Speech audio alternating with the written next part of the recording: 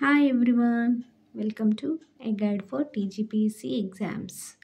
ఈ వీడియోలో మనం తెలంగాణ మూమెంట్ ఫేజ్ 1లో భాగంగా 5th చాప్టర్ ఆంధ్రప్రదేశ్ ఆవిర్భావం 1956 గురించి డిస్కస్ చేస్తామండి. సో ఇందులో మనకి ఫస్ట్ బిట్ వచ్చేసరికి మనకి 1911లో విశాలాంధ్ర చిత్రపటాన్ని తయారు చేసింది ఎవరు? సో విశాలాంధ్ర చిత్రపటాన్ని ఎవరు తయారు చేశారు అంటే వెంకటప్పయ్య అండి. సో ఇక్కడ మనం గుర్తుంచుకోవాల్సింది ఏంటంటే విశాలాంధ్ర గురించి మనం ప్రీవియస్ చాప్టర్లో కూడా డిస్కస్ చేశామండి. చాలామంది విశాలాంధ్ర ఏర్పాటు కోసం సపోర్ట్ చేశారు. సో విశాలాంధ్ర అంటే ఏంటంటే మనకి హైదరాబాద్ రాష్ట్రంలోని తెలుగు భాష మాట్లాడే తెలంగాణ ప్రాంతాన్ని ప్లస్ ఆంధ్ర రాష్ట్రాన్ని రెండు కలిపి విశాలాంధ్రగా ఏర్పాటు చేయాలి. సో అప్పుడు తెలుగు మాట్లాడే వాళ్ళందరూ విశాలాంధ్ర స్టేట్లో ఉంటారు అని చెప్పి మనకి చాలామంది విశాలాంధ్రకు సపోర్ట్ చేసినారండి. సో అప్పుడు అందులో భాగంగానే మనకి విశాలాంధ్ర చిత్రపటాన్ని తయారు చేసింది ఎవరు అంటే వెంకటప్పయ్య. సో పూర్తి పేరు ఏంటంటే కొండా వెంకటప్పయ్య అండి. ఏ సంవత్సరంలో విశాలాంధ్ర చిత్రపటాన్ని తయారు చేశాడు అంటే 1911లో. సో విశాలాంధ్రకు సపోర్ట్గా ఈయన విశాలాంధ్ర చిత్రపటాన్ని తయారు చేశాడు అని గుర్తుంచుకోవాలి. నెక్స్ట్ బిట్ వచ్చేసరికి మనకి 1937లో ఆంధ్ర యూనివర్సిటీ వ్యాసంలో నిజాం రాజుగా విశాలాంధ్ర ఏర్పాటు చేయాలని ఎవరు పేర్కొన్నారు? సో ఇక్కడ మనం గుర్తుంచుకోవాల్సింది ఏంటంటే మనకి 1911లోనే విశాలాంధ్రను సపోర్ట్ చేస్తూ విశాలాంధ్ర చిత్రపటాన్ని తయారు చేసింది కొండా వెంకటప్పయ్య అయితే, తర్వాత 1937లో ఆల్మోస్ట్ మనకి శ్రీబాగ్ ఒడంబడిక జరిగే సమయంలో అండి 1937 అంటే. సో ఆ టైంలో మనకి ఆంధ్ర యూనివర్సిటీలో వార్షికోత్సవ సంచికలో రాసిన ఒక వ్యాసంలో, సో ఆంధ్ర యూనివర్సిటీ వార్షికోత్సవ సంచికలో ఒక వ్యాసం రాశాడండి ఈయన మనకి వెంకటరంగయ్య. ఈయన పూర్తి పేరు వచ్చేసరికి మనకి ఆచార్య మామిడిపూడి వెంకటరంగయ్య. నేను ఏంటంటే అంత పెద్ద పేరు మనకు గుర్తుంచుకోవడానికి కష్టం అవుతుంది. సో మొత్తానికి మర్చిపోతారేమో అని చెప్పి ఇంపార్టెంట్ నేమ్ మాత్రం షార్ట్కట్లో రాశానండి. చాలా పేర్లు అలాగే రాసా.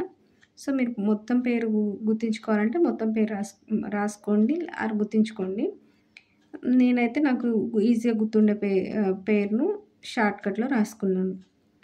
సో 1937లో ఆంధ్ర యూనివర్సిటీ వార్షికోత్సవ సంచికలో ఒక వ్యాసం రాశాడండి. ఆ వ్యాసంలో ఈ వెంకటరంగయ్య ఏమని పేర్కొన్నాడంటే నిజాం రాజుగా విశాలాంధ్ర ఏర్పాటు చేయాలని పేర్కొన్నాడు. అంటే ఈయన కూడా విశాలాంధ్రను సపోర్ట్ చేస్తున్నాడని గుర్తుంచుకోవాలి. సో ఎవరు రాజుగా అంటే అప్పటికి మనకి హైదరాబాద్ రాష్ట్రానికి నిజాం రాజుగా ఉన్నాడు కదండి. సో విశాలాంధ్ర ఏర్పడిన తర్వాత కూడా నిజామే రాజుగా ఉండి విశాలాంధ్ర ఏర్పాటు చేయాలని ఈయన ఆంధ్ర యూనివర్సిటీ వార్షికోత్సవ సంచికలో రాసిన ఒక వ్యాసంలో ఈయన విశాలాంధ్రను సపోర్ట్ చేశాడు అనేది గుర్తుంచుకోవాలి. ఎవరండి? ఆచార్య మామిడిపూడి వెంకటరంగయ్య. నెక్స్ట్ బిట్ వచ్చేసరికి మనకి 1940లో విశాలాంధ్ర పుస్తకాన్ని రాసింది ఎవరు? సో విశాలాంధ్ర అనే పుస్తకాన్ని 1940లో ఎవరు రాశారు అంటే వావిలాల గోపాలకృష్ణయ్య అండి. ఎవరు? వావిలాల గోపాలకృష్ణయ్య. సో ఈయన వావిలాల గోపాలకృష్ణయ్య కూడా మనకు విశాలాంధ్ర వాదాన్ని సపోర్ట్ చేశాడు అనేది గుర్తుంచుకోవాలి. నెక్స్ట్ మనకి ఏ ఇయర్లో రాశాడు అనేది ఇంపార్టెంట్ అండి. ఇయర్ గుర్తుంచుకోవాలి. ఎవరు రాశారు, ఏం రాశారు కూడా ఇంపార్టెంట్. నెక్స్ట్ 1946లో విశాలాంధ్రలో ప్రజారాజ్యం పుస్తకం రాసింది ఎవరు? సో విశాలాంధ్ర అనే పుస్తకం రాసింది వావిలాల గోపాలకృష్ణయ్య అయితే విశాలాంధ్రలో ప్రజారాజ్యము అనే పుస్తకాన్ని రాసింది ఎవరు అంటే పుచ్చలపల్లి సుందరయ్య. మరి ఈయన ఈ టైంలో రాశాడండి 1946లో. కొంచెం సిమిలర్గా ఉంటాయి. సో డిఫరెన్స్ ఏంటనేది మనం ఖచ్చితంగా గుర్తుంచుకోవాలి. ఉట్టి విశాలాంధ్ర అయితే గోపాలకృష్ణయ్య రాశాడండి. విశాలాంధ్రలో ప్రజారాజ్యం అనేది పుచ్చలపల్లి సుందరయ్య రాశాడు. ఇయర్స్ కూడా ఇంపార్టెంట్ కాబట్టి ఇయర్స్ కూడా గుర్తుంచుకోవాలండి. నెక్స్ట్ బిట్ వచ్చేసరికి మనకి 1949లో విజయవాడ మహాసభలో విశాలాంధ్ర మహాసభలను నిర్వహించాలని పిలుపునిచ్చింది ఎవరు? సో 1949లో ఏం జరిగింది అని అంటే మనకి ఇదంతా బ్యాక్గ్రౌండ్ అండి. అంటే ఆంధ్రప్రదేశ్ ఆవిర్భావం జరిగింది. ఇప్పుడు మనం చదివే టాపిక్ అది కదండి చాప్టరు.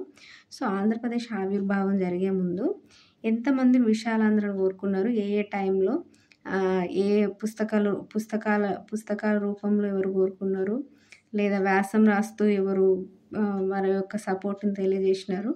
అదేవిధంగా చిత్రపటాన్ని గీసి ఎవరు సపోర్ట్ చేసినారు విశాలాంధ్రకు.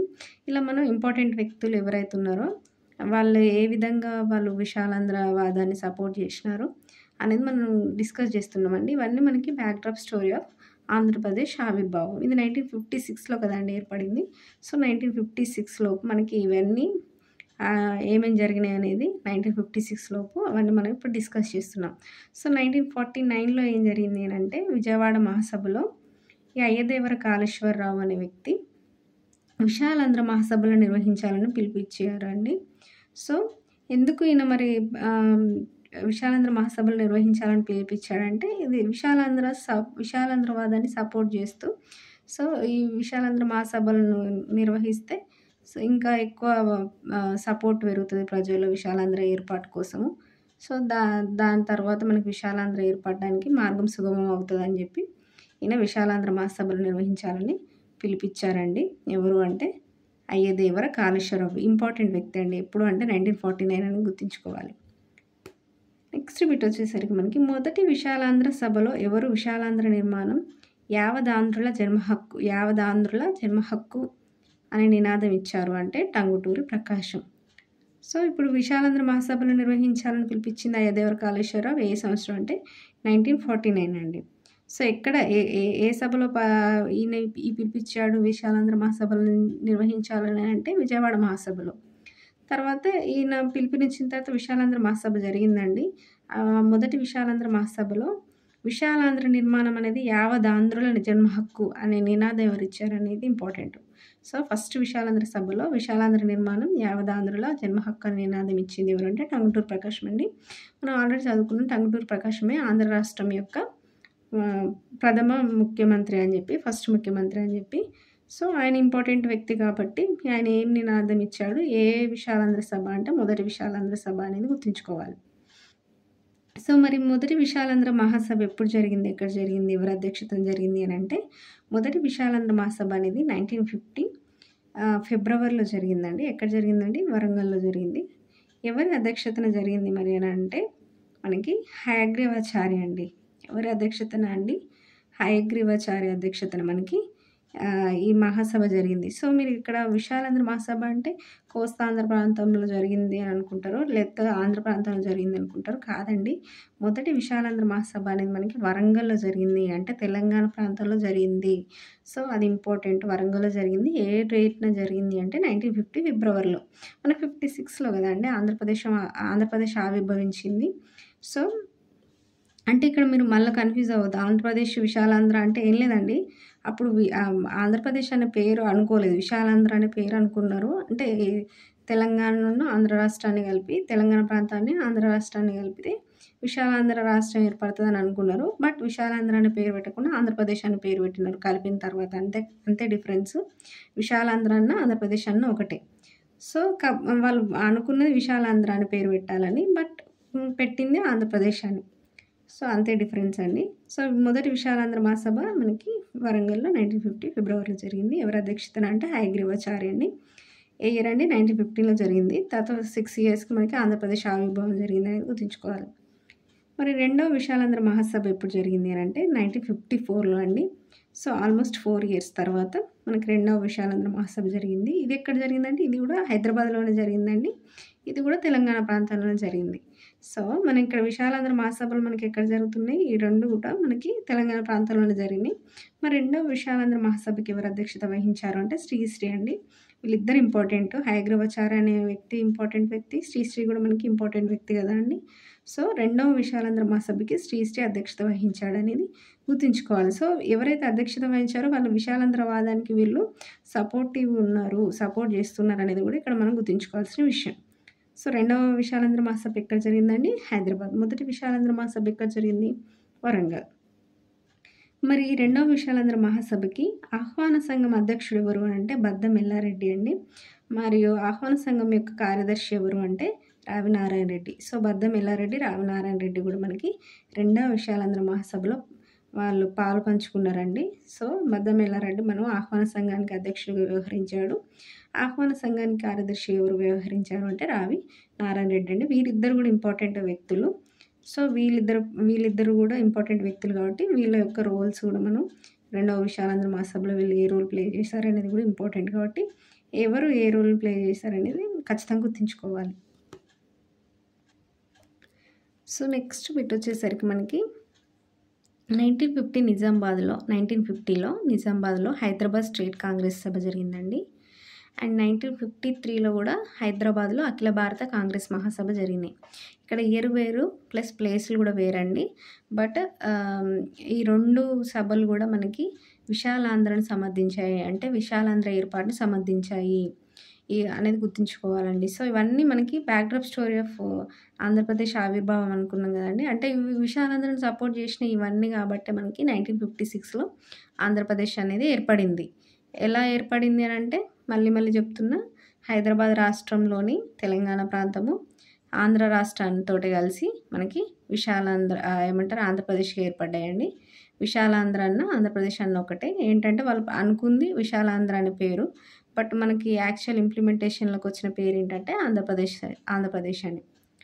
సో మనకి 1915లో ఎక్కడ మనకి హైదరాబాద్ స్టేట్ కాంగ్రెస్ సభ జరిగిందంటే నిజామాబాద్లో. నెక్స్ట్ 1953లో ఎక్కడ మనకి అఖిల భారత కాంగ్రెస్ మహాసభ జరిగింది అంటే హైదరాబాద్లో. ఈ 2 సభలు కూడా మనకి విశాలాంధ్రను సమర్థించాయి. 2 డిఫరెంట్ ఇయర్స్, డిఫరెంట్ ప్లేసెస్ అనేది గుర్తుంచుకోవాలి. అంతేకాకుండా మనకి విశాలాంధ్రను సంబంధించిన కేంద్ర నాయకులు ఎవరు? వీళ్ళు కేంద్ర నాయకులు అండి. సో కేంద్రం లెవెల్లో ఎవరు మనకి ఈ విశాలాంధ్రను సంబంధించారు అని అంటే కేంద్ర ప్రభుత్వంలో ఉన్నటువంటి నాయకులు. ఫస్ట్ అప్పటి రైల్వే శాఖ మంత్రి అయినటువంటి లాల్ బహదూర్ శాస్త్రి, రక్షణ శాఖ మంత్రి అయినటువంటి కైలాస్నాథ్, విదేశాంగ శాఖ మంత్రి అయినటువంటి మహమ్మద్. వీళ్ళు మనకి విశాలాంధ్రను సమర్థించిన కేంద్ర నాయకులండి. సో మనకి కేంద్ర ప్రభుత్వంలోని ముఖ్యమైన నాయకులు కూడా ఈ విశాలాంధ్ర ఏర్పాటును సమర్థించారు అనేది గుర్తుంచుకోవాలి. ముఖ్యంగా ఇందులో అప్పుడున్న రైల్వే శాఖ మంత్రి లాల్ బహదూర్ శాస్త్రి వెరీ ఇంపార్టెంట్ కదండి. సో లాల్ బహదూర్ శాస్త్రి ఆ టైంలో రైల్వే శాఖ మంత్రిగా ఉన్నాడు. సో ఆయన కూడా సపోర్ట్ చేశాడు. రక్షణ శాఖ మంత్రిగా ఉన్నటువంటి కైలాస్నాథ్ కూడా సపోర్ట్ చేశాడు. విదేశాంగ శాఖ మంత్రి అయినటువంటి మహమ్మద్ కూడా సపోర్ట్ చేశాడు. సో ఏ వ్యక్తులు వాళ్ళ యొక్క రోల్ కూడా మనకి ఇంపార్టెంట్ కాబట్టి వాళ్ళు ఏ శాఖ మంత్రి, వాళ్ళ పేర్లు, వీళ్ళు దేనికి సంబంధించారు అనేది కూడా ఇంపార్టెంట్. వీళ్ళు దేనికి సంబంధించారండి? విశాలాంధ్రవాదాన్ని సంబంధించారు. సో ఇవన్నీ మనం తెలుసుకుంటున్నాం. ఏ సభలలో మనకి విశాలాంధ్ర ఏర్పాటును సంబంధించారు, ఏ వ్యక్తులు సంబంధించారు, ఏ రూపంలో సమర్థించారు, ఇవన్నీ మనం ఇప్పుడు డిస్కస్ చేస్తుంది అదే అండి. నెక్స్ట్ బిట్ వచ్చేసరికి మనకి 1949 హైదరాబాద్ని సందర్శించిన సి రాజగోపాలాచారి హైదరాబాద్ని బహుభాషా రాష్ట్రంగా ఉంచడమే మంచిదన్నారు. సో మనకి 1949 హైదరాబాద్ని సి రాజగోపాలాచారి మనకి సందర్శించాడండి. మనం ఆల్రెడీ సి రాజగోపాలాచారి ఏమనుకున్నామండి, మద్రాసు రాష్ట్రానికి అంటే ఆంధ్ర రాష్ట్రం అని, ఆంధ్ర ప్రాంతము, కోస్తాంధ్ర ప్రాంతం, రాయలసీమ ప్రాంతం మద్రాసు రాష్ట్రంలో భాగంగా ఉన్నప్పుడు అంటే ఆంధ్ర రాష్ట్రం ఏర్పడడానికి ముందు మనకి సి రాజగోపాలాచారి మద్రాసు రాష్ట్రానికి ముఖ్యమంత్రిగా ఉన్నారు అనుకున్నాం కదండి ఆ టైంలో.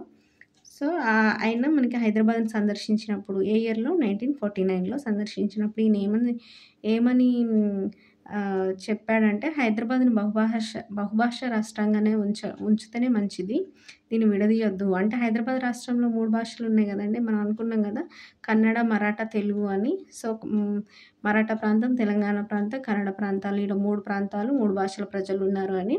సో అట్లా బహుభాష రాష్ట్రంగానే ఉంచండి, దీన్ని విడదీసి మళ్ళీ తెలంగాణని ఆంధ్ర రాష్ట్రంతో కలిపి విశాలాంధ్రను ఏర్పరచడం ఎందుకు, అవసరం లేదన్నట్టుగా ఆయన ఆ ఉద్దేశంతో హైదరాబాద్ని బహుభాషా రాష్ట్రంగా ఉంచితేనే మంచిది అని సి రాజగోపాలాచారి చెప్పారు. సో ఇక్కడ మనకి సి రాజగోపాలాచారి దేన్ని సమర్థించాడు? ఈయన విశాలాంధ్రని ఏం సమర్థించలేదు.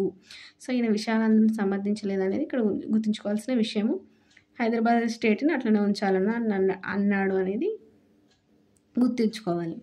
నెక్స్ట్ బిట్ వచ్చేసరికి మనకి ముంబై పిసిసి అధ్యక్షుడు పాటిల్ ప్లస్ అఖిల భారత కాంగ్రెస్ కార్యదర్శి వీళ్ళిద్దరు ఏంటంటే రహస్యంగా తెలంగాణలో పర్యటించారండి. సో ఎందుకు వీళ్ళు తెలంగాణలో రహస్యంగా పర్యటించారు మరి అని అంటే అప్పటికి తెలంగాణలోని ముఖ్యమైన నాయకులు కానీ కొంతమంది వ్యక్తులు కానీ కొన్ని సంస్థలు, సంఘాలు కానీ ఇలా తెలంగాణలోని వ్యక్తులు ప్లస్ ఆంధ్రప్రదేశ్లోని ఇంకెక్కువ వ్యక్తులు మనకి విశాలాంధ్రని సపోర్ట్ చేస్తున్నారు. అంటే విశాలాంధ్ర ఏర్పడాలని కోరుకుంటున్నారు. దేని ప్రాతిపదికన అండి? భాషా ప్రాతిపదికన. ఎందుకు? ఇప్పుడు తెలంగాణ ప్రాంతంలో తెలుగు మాట్లాడతారు. ఆంధ్ర రాష్ట్రంలో తెలుగే మాట్లాడతారు. సో, ఆంధ్ర రాష్ట్రంలో ఉన్నటువంటి రాయలసీమ, కోస్తాంధ్ర ప్రజలు తెలుగు. హైదరాబాద్ రాష్ట్రంలోని తెలంగాణ ప్రాంతం వాళ్ళు తెలుగు. సో, ఈ భాషా ప్రాతిపదికన మీరు మేము కలుసుకొని విశాలాంధ్ర ఏర్పడాలి అని చెప్పి అప్పుడు బాగా డిమాండ్ ఉంది కాబట్టి మరి అది గ్రౌండ్ లెవెల్‌లో ఏ విధంగా ఉందో తెలుసుకోవాలి. ప్రత్యేకంగా తెలంగాణ ప్రాంతంలో గ్రౌండ్ రియాలిటీ ఎలా ఉంది? సామాన్య ప్రజలు ఏం కోరుకుంటున్నారు? అంటే నార్మల్ ప్రజలు ఏం కోరుకుంటున్నారు? ఓన్లీ నాయకులే కోరుకుంటున్నారా విశాలాంధ్ర కావాలి అని చెప్పి రాజకీయ ప్రయోజనాల కోసం? లేకపోతే సామాన్యులైనటువంటి సాధారణ ప్రజలు కూడా కోరుకుంటున్నారా విశాలాంధ్ర ఏర్పాటు చేయాలని చెప్పి? అనే విషయం తెలుసుకోవాలంటే రహస్యంగా పర్యటించాలి అని చెప్పి వాళ్ళు రహస్యంగా తెలంగాణలో పర్యటించారు. ఎవరెవరు అండి? ముంబై పీసీసీ అధ్యక్షుడు అయినటువంటి పాటిల్. అప్పుడు ఆ టైంలో మనకి ముంబై పీసీసీ అధ్యక్షుడు ఎవరనేది ఇంపార్టెంట్. ముంబై పీసీసీ అధ్యక్షుడు ఎవరండి? పాటిల్. ఆయనతో పాటు అఖిల భారత కాంగ్రెస్ కార్యదర్శి కూడా మనకి రహస్యంగా తెలంగాణలో పర్యటించారు. పర్యటిస్తే మరి వీళ్ళు ఏం తెలుసుకున్నారు అని అంటే ప్రత్యేక తెలంగాణ కోరేవారు ఎక్కువ ఉన్నారు అని చెప్పి తెలుసుకున్నారు. అంటే వీళ్ళు తెలంగాణలో పర్యటించారు కదా అండి. తెలంగాణలో పర్యటిస్తే గ్రౌండ్ రియాలిటీ ఏముంది అని అంటే సామాన్య ప్రజలు, సాధారణ ప్రజలు అందరూ ప్రత్యేక తెలంగాణనే ఉండాలి. మేమేమో ఆంధ్ర రాష్ట్రంతో కలిసి విశాలాంధ్ర ఏర్పాటు చేయాలని కోరుకుంటలేము. సో, మాకు ప్రత్యేక తెలంగాణనే కావాలని చెప్పి ఎక్కువ మంది ప్రత్యేక తెలంగాణను కోరుకుంటున్నారని చెప్పి వీళ్ళు రహస్యంగా పర్యటించినప్పుడు తెలుసుకున్నారండి. సో, ఇది ఇక్కడ వెరీ ఇంపార్టెంట్. నెక్స్ట్ బిట్ వచ్చేసరికి ప్రత్యేక తెలంగాణను సమర్థించిన ఆంధ్ర నాయకులు ఎవరు? సో, మనకి విశాలాంధ్రను సమర్థించిన తెలంగాణ నాయకులు ఉన్నారు. ప్లస్ ప్రత్యేక తెలంగాణనే సమర్థించినటువంటి ఆంధ్ర నాయకులు కూడా ఉన్నారు అండి. అంటే అపోజిట్‌గా మీరు ఇక్కడ గుర్తుంచుకోవాల్సింది. ఇలా ఆంధ్ర నాయకులు అయినప్పటికి కూడా విశాలాంధ్రను కోరుకోలేదు. అంటే వాళ్ళకి బెనిఫిట్ జరుగుతుంది కదా అని విశాలాంధ్రని ఏం కోరుకోలేదు. ప్రత్యేక తెలంగాణనే సమర్థించారు. కొంతమంది ఇప్పుడు మనకి తెలంగాణలో కూడా తెలంగాణ నాయకులు ప్రత్యేక తెలంగాణ కాకుండా విశాలాంధ్రను కోరుకున్నారు. అంటే వాళ్ళ రీజన్స్ వాళ్ళకుంటాయి. కొంతమంది రాజకీయ ప్రయోజనాల కోసం కావచ్చు. అంటే అట్లా ఏమంటారు? అట్లా ఇప్పుడు తెలంగాణ వాళ్ళు తెలంగాణను కోరుకోకుండా విశాలాంధ్రను కోరుకుంటే వాళ్ళకేమైనా రాజకీయ ప్రయోజనాలు కల్పిస్తామని చెప్పి ఆశ చూపడం వల్ల వాళ్ళు అలా విశాలాంధ్రను కోరుకోవచ్చు. లేకపోతే వేరే వేరే రీజన్స్‌తో వాళ్ళు కోరుకోవచ్చు. అదేవిధంగా ఆంధ్ర నాయకులు కూడా ప్రత్యేక తెలంగాణను సమర్థించిన వాళ్ళు కూడా ఉన్నారు.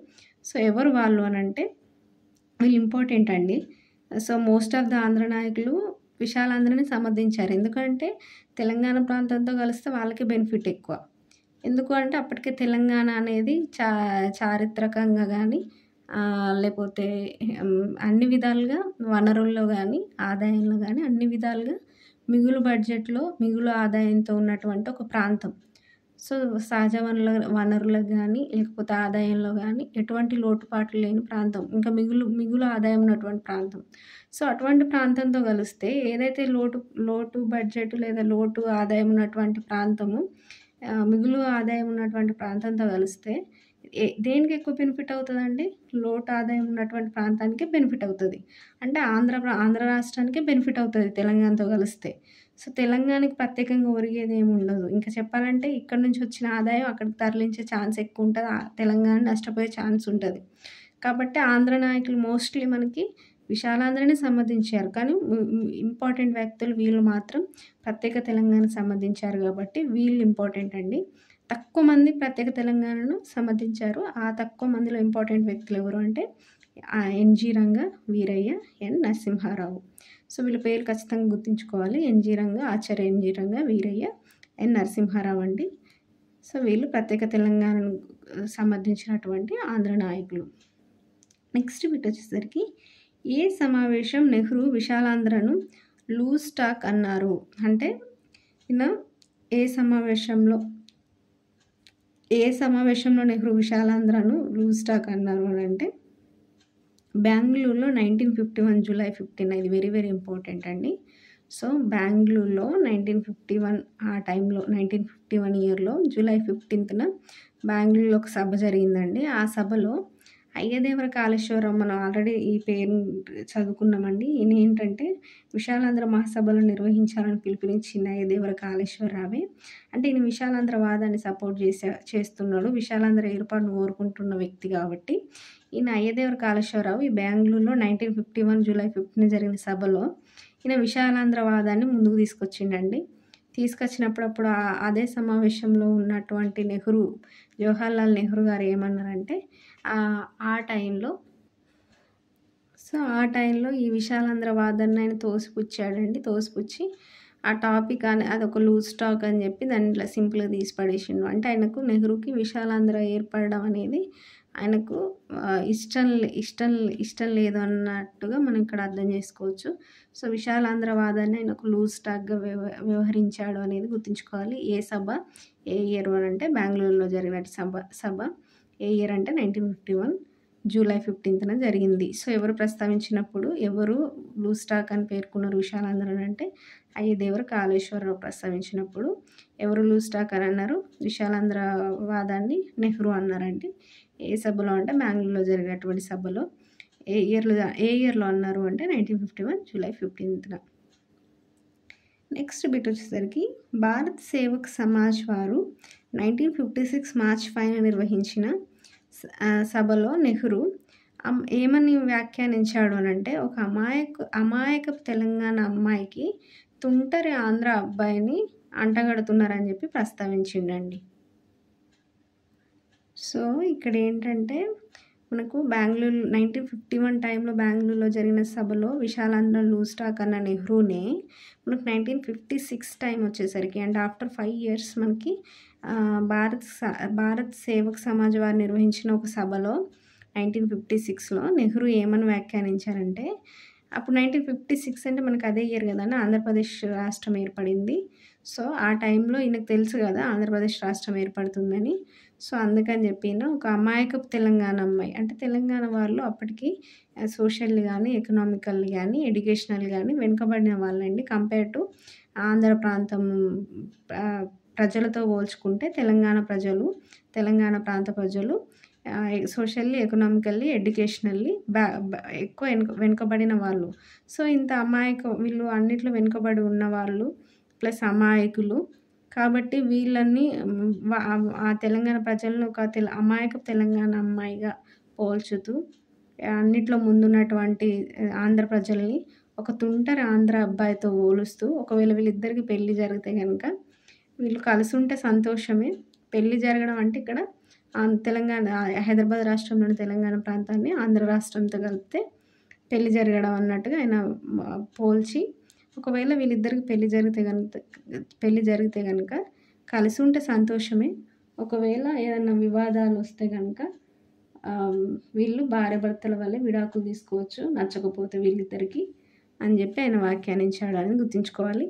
సో ఏ సభలో ఆయన వ్యాఖ్యానించాడు, ఏ ఇయర్లో వ్యాఖ్యానించాడు, ఎవరు ఆ సభను నిర్వహించారు అనేది గుర్తుంచుకోవాలండి. భారత సేవక్ సమాజ్ వారు ఆ సభ నిర్వహించారు. ఏ ఇయర్ అంటే 1956లో మార్చ్ 5న. సో జస్ట్ ఆంధ్రప్రదేశ్ రాష్ట్రం ఏర్పడే ముందు ఈయన ఈ వ్యాఖ్యానాన్ని అన్నారు అని చెప్పి గుర్తుంచుకోవాలి. ఎవరండి? జవహర్లాల్ నెహ్రూ. ఏ సభలో లూజ్ టాక్ అన్నాడు విశాలాంధ్రని అంటే 1951 బెంగళూరులో జరిగిన సభలో.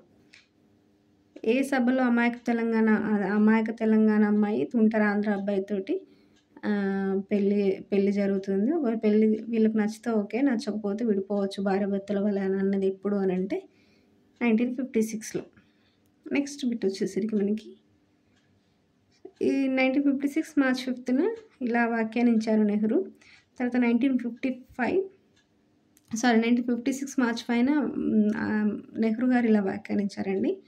సో దానికంటే ముందు 1955 అక్టోబర్ 2న ఏం జరిగింది అని అంటే ఢిల్లీలో సమావేశం జరిగింది అనండి. దేనికోసము అంటే మనకి విశాలాంధ్ర ఏర్పాటు కోసము. సో ఢిల్లీలో సమావేశం జరిగింది. ఎవరు? ఆంధ్ర రాష్ట్రం యొక్క సీఎం, హైదరాబాద్ స్టేట్ యొక్క సీఎం ఇద్దరు మనకి ఈ ఢిల్లీ సమావేశంలో పాల్గొన్నారు. దేనికోసం అంటే విశాలాంధ్ర ఏర్పాటు కోసం అండి. ఏ డేట్ అనేది ఇంపార్టెంట్. ఈ ఢిల్లీ సమావేశం ఎవరెవరికి మధ్య జరిగింది, దేనికోసం జరిగింది, ఎక్కడ జరిగింది అంటే ఢిల్లీలో జరిగింది. సో ఏ ఇయర్లో జరిగిందండి? మనకి ఆంధ్రప్రదేశ్ రాష్ట్ర ఏర్పాటు 1956 కదా. సో దానికంటే ముందు ఇయర్ 1955 అక్టోబర్ 2న మనకు ఢిల్లీలో ఈ సమావేశం జరిగింది. ఆంధ్ర రాష్ట్రం యొక్క సీఎం ప్లస్ హైదరాబాద్ సీఎం ఇద్దరు కలిసి పాల్గొన్నారు ఈ ఢిల్లీ సమావేశంలో. దేనికోసం అంటే విశాలాంధ్ర ఏర్పాటు కోసము, అంటే డైరెక్ట్గా ఆంధ్రప్రదేశ్ ఏర్పాటు కోసము. నెక్స్ట్ అక్టోబర్ 2న ఈ సమావేశం జరిగింది. ఇది ముఖ్యమంత్రుల మధ్య జరిగిన సమావేశం. తర్వాత మనకు నవంబర్ 5 అదే ఇయర్ 1955 నవంబర్ 5న ఏం జరిగిందంటే ఆంధ్ర సీఎం బెజవాడ గోపాల్ రెడ్డి అసెంబ్లీలో విశాలాంధ్ర తీర్మానాన్ని ప్రవేశపెట్టాడండి. సో మనకి బెజవాడ అప్పుడు ఆంధ్ర సీఎం ఎవరు అంటే ఆంధ్ర రాష్ట్ర సీఎం బెజవాడ గోపాల్ రెడ్డి అండి. మరి హైదరాబాద్ రాష్ట్ర సీఎం ఎవరు అని అంటే బూర్గుల రామకృష్ణారావు ఆ టైంలో. సో ఆంధ్ర సీఎం అయినటువంటి బెజవాడ గోపాల్ రెడ్డి ఏ అసెంబ్లీలో అంటే ఆంధ్ర రాష్ట్ర అసెంబ్లీలో మనకి విశాలాంధ్ర తీర్మానాన్ని సపోర్ట్ చేస్తూ తీర్మానాన్ని ప్రవేశపెట్టిండండి. అంటే విశాలాంధ్రకు మద్దతుగా తీర్మానాన్ని ప్రవేశపెట్టాడు. సో ఆ తీర్మానంలో తెలంగాణ ప్రాంతానికి రక్షణలు కూడా కల్పిస్తూ దాన్ని సమర్థిస్తూ ఈ విశాలాంధ్ర తీర్మానాన్ని ప్రవేశపెట్టాడు అనేది గుర్తుంచుకోవాలి. ఎవరు? బెజవాడ గోపాల్ రెడ్డి ఆంధ్ర రాష్ట్ర యొక్క సీఎం. ఏ రోజున అండి? నవంబర్ 5న. ఏ అసెంబ్లీలో అంటే ఆంధ్ర రాష్ట్ర అసెంబ్లీ అండి, హైదరాబాద్ స్టేట్ అసెంబ్లీ కాదు. సో ఆంధ్ర రాష్ట్ర అసెంబ్లీలో ఆంధ్ర రాష్ట్ర సీఎం అయినటువంటి బెజవాడ గోపాల్ రెడ్డి విశాలాంధ్రకు మద్దతుగా మనకి తీర్మానాన్ని ప్రవేశపెట్టాడు. సో దానిలో భాగంగానే ఈ తీర్మానంలో భాగంగానే మనకి తెలంగాణ కొన్ని రక్షణలు కల్పిస్తామని పేర్కొన్నాడు. నెక్స్ట్ బిట్ వచ్చేసరికి మనకి 1956 Feb 1 ఏం జరిగింది అంటే, సో 55లో 2 ఈవెంట్స్ జరిగినాయండి. అక్టోబర్ 2నేమో ఢిల్లీ సమావేశంలో 2 రాష్ట్రాల ముఖ్యమంత్రులు విశాలాంధ్ర ఏర్పాటు కోసం సమావేశం అయితే, నెక్స్ట్ అదే ఇయర్ నవంబర్ 5న మనకు ఆంధ్ర రాష్ట్ర సీఎం అయినటువంటి బెజవాడ గోపాల్ రెడ్డి ఆంధ్ర రాష్ట్ర అసెంబ్లీలో విశాలాంధ్రకు మద్దతుగా తీర్మానాన్ని ప్రవేశపెట్టాడు. కొన్ని ప్రత్యేక రక్షణలు తెలంగాణ ప్రాంతానికి కల్పిస్తూ. నెక్స్ట్ మనకి 1956 నెక్స్ట్ ఇయర్ ఫిబ్రవరి 1 ఏమైందంటే ఆంధ్రప్రదేశ్ ఆంధ్రప్రదేశ్ కాదు, అప్పుడు ఆంధ్ర రాష్ట్రమే ఉంది. సో ఆంధ్ర రాష్ట్ర డిప్యూటీ సీఎం అయినటువంటి నీలం సంజీవరెడ్డి. సో మనకి ఇక్కడ గుర్తుంచుకోవాలండి, సీఎం ఎవరు అంటే బెజవాడ గోపాల్ రెడ్డి, డిప్యూటీ సీఎం ఎవరంటే నీలం సంజీవరెడ్డి. 1956 ఫిబ్రవరి 1న ఈయన ఏం చేశాడు? విశాలాంధ్ర తీర్మానాన్ని సమర్థిస్తూ, అంటే విశాలాంధ్రవాదాన్ని సమర్థిస్తూ ఈయన కూడా ఈ విశాలాంధ్ర తీర్మానాన్ని ప్రవేశపెట్టాడు. ఎవరు? Deputy CM Neelam Sanjeeva Reddy. ఏ డేట్న అంటే 1956 ఫిబ్రవరి 1 అండి. ఎక్కడ ప్రవేశపెట్టాడంటే ఇది కూడా ఆంధ్ర రాష్ట్ర అసెంబ్లీలోనే అండి. నెక్స్ట్ బిట్ వచ్చేసరికి మనకి 1955 నవంబర్ 25న హైదరాబాద్ అసెంబ్లీలో స్టేట్ రీఆర్గనైజేషన్ కమిషన్ నివేదికపై చర్చ జరిగిందండి. సో అప్పుడు మనకి ఆ చర్చలో సీఎం బీఆర్కే అంటే బూర్గుల రామకృష్ణారావు కదండి సీఎం, మనకి హైదరాబాద్ రాష్ట్రానికి సీఎం. సో ఆయన ఏమని చెప్పిండు ఆ చర్చలో? ఎస్ఆర్సీ నివేదికపై చర్చ జరిగినప్పుడు అప్పుడు హైదరాబాద్ రాష్ట్ర సీఎం అయినటువంటి బూర్గుల రామకృష్ణారావు ఏమని చెప్పాడంటే, ఆంధ్రులు పూర్వపు విజేతల వల్ల రావడం లేదు, ప్రజల ప్రయోజనములకు భంగం కలగదని అన్నాడు. అంటే ఆంధ్రులు ఇప్పుడు ఒకవేళ మనం ఆంధ్ర రాష్ట్రంతో కలిస్తే కనుక వాళ్ళు ఏం పూర్వపు విజేతల వల్ల రావట్లేదు, మనని అణచివేయడానికో లేకపోతే మనని ఏదో దోచుకోవడానికి, మనను ఓడించడానికి అలా రావడం లేదు. వాళ్ళు ప్రజల ప్రయోజనాలకి ఏం భంగం కలగదని చెప్పి ఈయన సీఎం బూర్గుల రామకృష్ణారావు అంటే ఆంధ్రులకు సపోర్ట్ చేస్తూ, విశాలాంధ్రవాదాన్ని సపోర్ట్ చేస్తూ ఈయన ఇట్లా పేర్కొన్నాడు అనేది గుర్తుంచుకోవాలండి. సో ఏ డేట్న అంటే 1955 నవంబర్ 25న. సో అదే ఇయర్ మనకి 1955 నవంబర్ 5న ఆంధ్ర రాష్ట్ర అసెంబ్లీలో బెజవాడ గోపాల్ రెడ్డి సీఎం అయినటువంటి బెజవాడ గోపాల్ రెడ్డి విశాలాంధ్ర తీర్మానాన్ని ప్రవేశపెట్టాడు కదండి. సో అదే ఇయర్ అదే మంత్ మనకి నవంబర్ 25లో హైదరాబాద్ అసెంబ్లీలో ఎస్ఆర్సీ నివేదికపై చర్చ జరిగినప్పుడు, స్టేట్ రీఆర్గనైజేషన్ కమిషన్ నివేదికపై చర్చ జరిగినప్పుడు, అంటే దీనిపై ఈ చర్చలు ఎందుకు మరి ఈ టాపిక్ తీసాడు అంటే, మనకి స్టేట్ రీఆర్గనైజేషన్ కమిషన్ అనేది ఏర్పడింది భాష ప్రయుక్త రాష్ట్రాల ఏర్పాటు కోసం కదండి. సో దానిపై చర్చ జరిగినప్పుడు ఈయన ఆంధ్రులతో కలిస్తే తప్పేం లేదు, వాళ్ళేం పూర్వ విజేతల వల్ల రావడం లేదు, ప్రజల ప్రయోజనాలకు ఎటువంటి భంగం కలగదు అన్నట్టుగా ఈయన విశాలాంధ్రవాదాన్ని సమర్థిస్తూ ఈ వ్యాఖ్యానం చేశాడనేది గుర్తుంచుకోవాలి. ఏ ఇయర్ ఏ డేటు? నవంబర్ 55 నవంబర్ 25 1955 నవంబర్ 25న. తర్వాత మనకి 1956 ఫిబ్రవరి 1లో ఆ నెక్స్ట్ ఇయర్ ఫిబ్రవరి 1లో ఆంధ్ర డిప్యూటీ సీఎం నీలం సంజీవరెడ్డి విశాలాంధ్ర తీర్మానాన్ని ప్రవేశపెట్టాడనేది గుర్తుంచుకోవాలి. సో ఇక్కడికి మనము ఈ చాప్టర్లో 19 బిట్స్ కవర్ చేసామండి. నెక్స్ట్ బిట్స్ మనం నెక్స్ట్ వీడియోలో కవర్ చేద్దాం. Thank you.